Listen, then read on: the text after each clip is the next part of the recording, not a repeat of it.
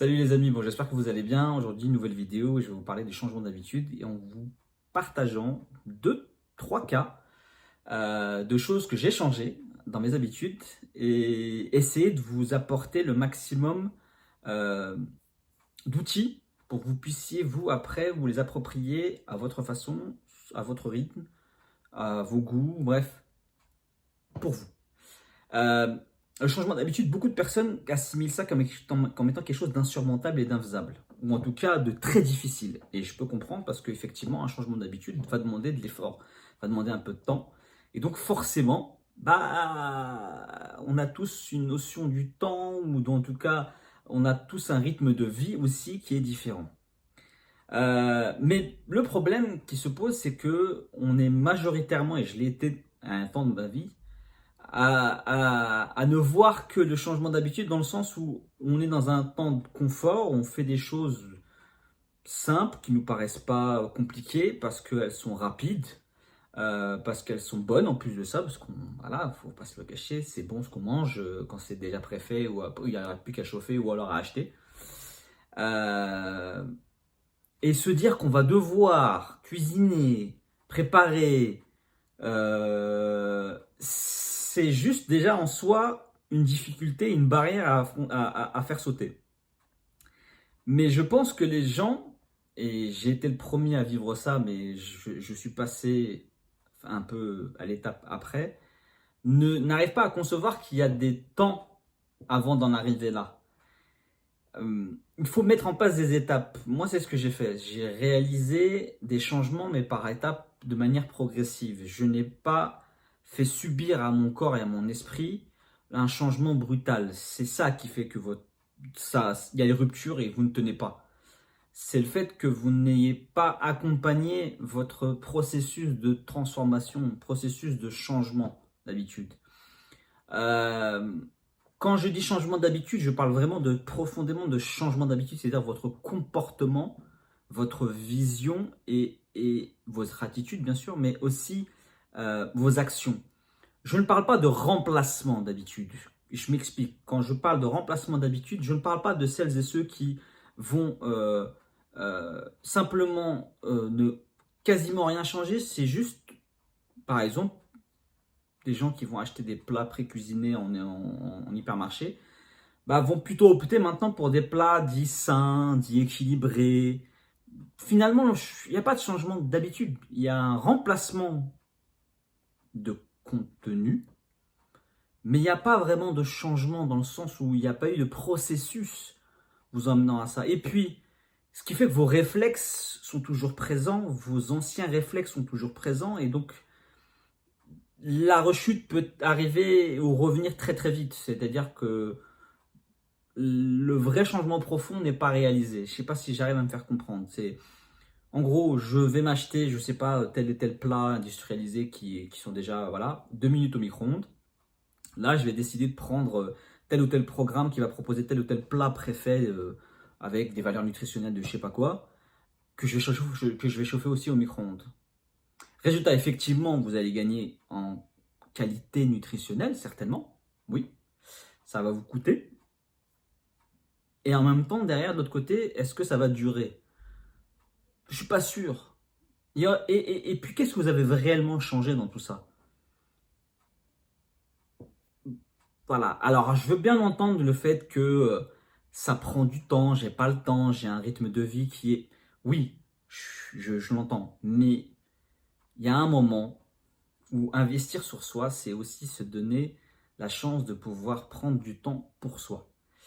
Et, et je vais essayer, à travers deux, trois exemples de ce que j'ai pu vivre, vous montrer que on peut petit à petit, sans pour autant bouleverser son emploi du temps, faire changer les choses progressivement vers quelque chose de plus durable et des automatismes qu'on met en place et qui nous paraissent plus si difficiles parce que ça devient votre nouveau rythme de vie et vos nouvelles habitudes.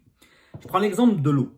Par exemple, moi qui ne buvais absolument pas d'eau, qui était déjà très très mauvais d'ailleurs, qui ne buvait que des sodas, matin, midi et soir, et je dis bien matin, midi et soir, euh, et qui, à un moment, j'ai beaucoup lu sur l'apport en eau, voilà. Alors l'eau ne fait pas maigrir, mais l'eau est un bon partenaire pour la perte de poids ou pour n'importe quel conditionnement physique, que ce soit prise de masse, enfin bon, bref, c'est bon et c'est essentiel pour le corps humain. Donc comment j'ai pu passer de quelqu'un qui ne buvait pas une goutte d'eau, qui buvait des sodas, des jus, des sodas, ça y est, à quelqu'un qui boit actuellement, je bois à peu près 4 litres d'eau par jour. Bah, tout simplement en passant par des petites phases d'adaptation, tout simplement. J'ai commencé par des sirops, c'est-à-dire que j'ai acheté des packs d'eau. J'ai commencé à boire, j'ai trouvé ça fade.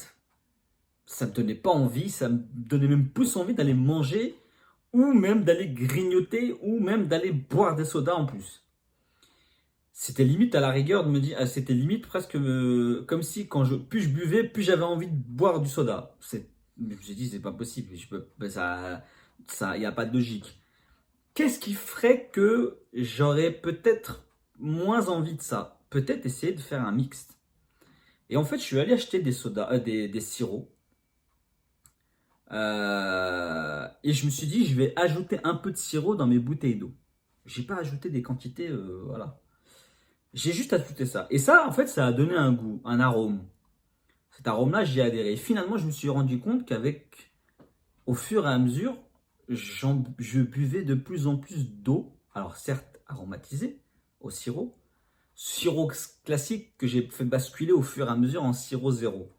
C'est peut-être pas forcément, voilà, l'impact n'est pas forcément plus intéressant dans le sens où ça vous crée quand même des interactions au niveau de votre glycémie, je crois, un truc comme ça, d'insuline plutôt. Mais n'empêche que c'est un processus qui m'a amené, moi, à passer de quelqu'un qui ne buvait absolument pas d'eau, ou qui buvait d'eau tous les 3-4 jours, à quelqu'un qui actuellement boit 4 litres d'eau par jour. De temps en temps, j'édulcore encore mon eau avec des petits sirops ou alors avec des sachets que j'ai chez mon partenaire Prozis. Mais j'ai toujours, à minima, 2 litres d'eau sans rien parce que j'aime boire. Et ça, c'est venu parce qu'au fur et à mesure, j'ai juste fait des petites bascules. Alors, c'est ce que je dis, on ne passe pas forcément du noir au blanc d'un coup. Par moment, il faut passer par des nuances de gris. Il y aura un petit jeu de mots, il y aura peut-être 50 nuances de gris pour en arriver au blanc. Et on va peut-être passer du très mal, au moins mal, au neutre, au pas mal, au sympa et au bien. Parce que on ne peut pas demander à un corps et à un esprit qui a vécu pendant des années avec des habitudes qui n'étaient pas forcément très bonnes en tout cas, de le faire basculer dans le bon. Et l'eau, c'est un exemple. Un autre exemple, c'est les légumes. Je ne mangeais absolument pas. En tout cas, j'avais une aversion sur les légumes, c'était juste incroyable. Quand je voyais des légumes, c'était pas possible. Je ne vais pas les manger, je ne vais pas pouvoir. Pourtant, j'avais des légumes que je n'avais jamais mangés. Et que je disais, j'aimais pas. Et ma mère me disait souvent, tu ne peux pas aimer quelque chose que tu n'as pas goûté. Oui, effectivement. Comment j'ai fait pour en arriver à quelqu'un qui ne mangeait pas de légumes et qui actuellement aujourd'hui ne peut pas se passer de légumes? Tout simplement en ajoutant des saveurs, en ajoutant des arômes, en épiçant, en édulcorant, entre guillemets, quand je dis édulcorant, des édulcorants naturels, hein. Vous savez, c'est les épices, le safran, le curcuma, ras el hanout pour les personnes d'origine maghrébine, ou voilà, d'autres types d'épices, le curry, l'ail en poudre, un peu de poivre, un peu de, voilà, et il y a aussi, vous avez les herbes, tout ça, en imaginant avec d'autres produits, d'autres aliments, comme des féculents, des pommes de terre, que j'écrasais, que je pouvais alimenter et mélanger avec pour pouvoir donner du goût. Et un goût que, je ne vais pas dire que j'effaçais, mais que j'améliorais pour mes yeux, pour mon esprit, pour mes papilles et pour mon corps. Et au fur et à mesure, je suis passé de quelqu'un qui a testé des petits légumes par-ci par-là, des légumes très simples, basiques, hein, des haricots verts, ça pouvait être quoi encore, de la courgette, Et au fur et à mesure, j'ai basculé vers brocoli, céleri, enfin, je sais pas si c'est un légume, mais bon, d'autres types de légumes. Moi, il y a des légumes qui sont jamais passés. Style le chou-fleur, c'est jamais passé. Le chou de Bruxelles, c'est jamais passé. Les asperges, c'est jamais passé. Mais j'ai essayé. Et c'est au fur et à mesure. J'ai pas fait ça du jour au lendemain. J'ai juste ajouté des petits trucs pour passer du fameux moins bien au bien, mais avec des transitions. Ça a pris un peu de temps, bien sûr que ça va prendre un peu de temps. Ça a pris un peu d'énergie, bien sûr que ça va prendre un peu d'énergie. On ne vous demande pas de changer du tout au tout du jour au lendemain. Mais si vous ne faites pas l'effort de vous trouver du temps pour vous, mais qui va le faire? C'est pas en achetant un produit XY avec tel et tel apport, avec tel et tel intérêt pour tel cible, pour tel ou tel objectif, que vous allez durablement tenir.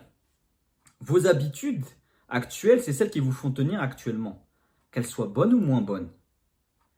Maintenant, l'idéal et l'objectif, c'est quand même de faire en sorte que vos habitudes vous fassent tenir durablement, mais plutôt dans le bon.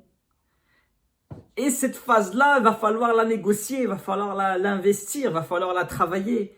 Donc au lieu d'éluder ce passage-là, au lieu d'essayer de vous le faciliter forcément, qui n'est pas forcément une facilité, vouloir faire simple n'est pas forcément vouloir faire durable.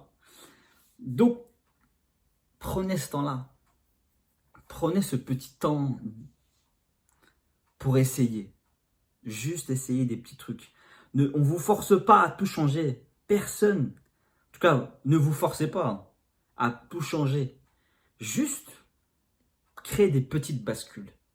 Créer des petites victoires.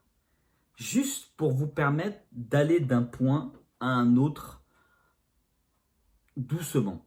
Et vous verrez que derrière, le temps que vous avez investi, c'est du retour sur investissement qui va être plus que positif et bénéfique.